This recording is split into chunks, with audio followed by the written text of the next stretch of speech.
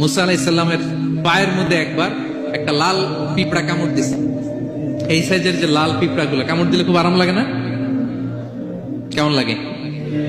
হ্যাঁ, খুব ব্যথা করে, প্রচন্ড ব্যথা করে। তো মুসা আলাইহিস সালামের মেজাজ কি নরম না গরম? খুব তাড়াতাড়ি রেগে যেতেন উনি। এক এক নবীর এক এক অ্যাট্রিবিউটস ছিল, হ্যাঁ, এক এক বৈশিষ্ট্য ছিল। উনি অনেক রেগে যেতেন। উনি থাপ্পড় মেরে একবার ফেরাউনের বাবুর্চিকে দুনিয়া থেকে শেষ, এক থাপ্পড়, এত শক্তি। সেই বুখারীতে এসেছে মালাকুল মাউতকে মারছিলেন একবার।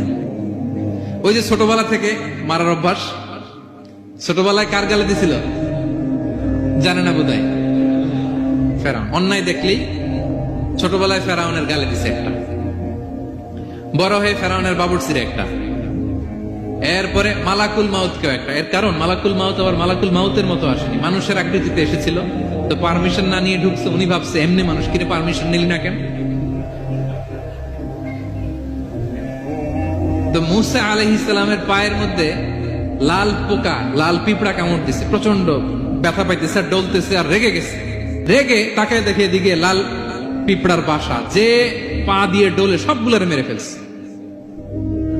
তো ঘটনাটা ছিল মুসা আলাইহিস সালাম আল্লাহকে জিজ্ঞেস করছিলেন, এই ঘটনাটা আল্লাহ কেন ঘটাইছে? আল্লাহকে জিজ্ঞেস করছিলেন, আল্লাহ আযাব যখন কোন এলাকায় পাঠান তখন তো শুধু জালিমরাই মরে না, ভালো লোকগুলাও তো মারা যায়।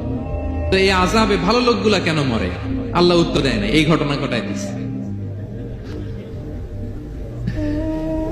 পিঁপড়া যখন কামড় দিছে রেগে সবগুলো মেরে ফেলছে। আল্লাহ বলে, মুসা কামড় দিছিল কয়টা? কয় আল্লাহ একটা। তো ওগুলোর মার লাগে অ্যাকশনে যখন যায়, এত কিছু দেখে অ্যাকশন নেওয়া যায় না। এজন্য আল্লাহ বলেন, ওয়াত্তাকু ফিতনাতাল লা তুসিবান্নাল্লাযীনা যালামু মিনকুম খাসসা। ওই ফিতনাকে মানে ওই আযাবকে ভয় করো, যে আযাব যখন আসবে শুধু খারাপ লোকগুলার উপরে আসবে না, ভালো লোকগুলাও বাঁচতে পারবে। কারণ ভালো মানুষরা আশেপাশের লোকদেরকে ভালো বানায় নাই কেন? একা নামাজ পড়েছো কেন? নামাজের দাওয়াত দাও নাই কেন?